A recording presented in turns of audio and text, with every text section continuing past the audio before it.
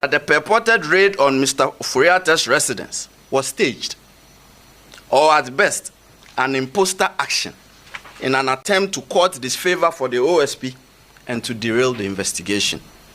You know us very well. The OSP is never deterred by such occurrences, and the investigations will continue as by law prescribed. These occurrences and the OSP's intelligence, which will not be revealed at this time for fear of compromising the investigation, are very instructive as not to put premium on Mr. Ofori-Attah's alleged imminent peril should he travel back to the jurisdiction. In any case, the purported medical letter transmitted through his lawyers to the OSP did not state so or demonstrate so.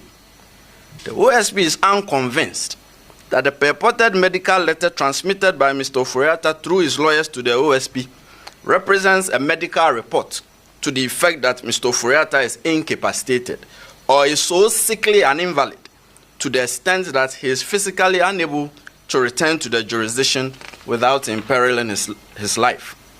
No serious law enforcement agency, and certainly not the OSP, will be convinced that the purported medical letter stops it from demanding the physical appearance of Mr. Ofori-Attah before it in the described circumstances.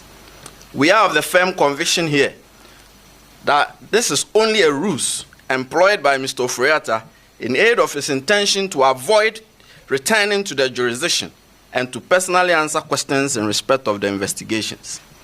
We are convinced that the real intention of Mr. Ofori-Attah is what was communicated to the OSP in the very first letter transmitted by his lawyers on 31 January 2025. That is, he has left the jurisdiction indefinitely.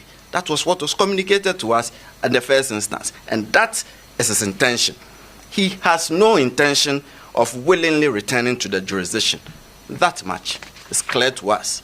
Consequently, ladies and gentlemen of the media, the OSP declares Kenneth Nanaya Ofori-Attah a wanted person. He is a fugitive from justice. The OSP will take all necessary legal steps to secure his return to the jurisdiction and attendance at the OSP. And this is to Mr. Ofori-Attah. You have two choices. You can either return to the jurisdiction voluntarily, or the OSP will enforce your return.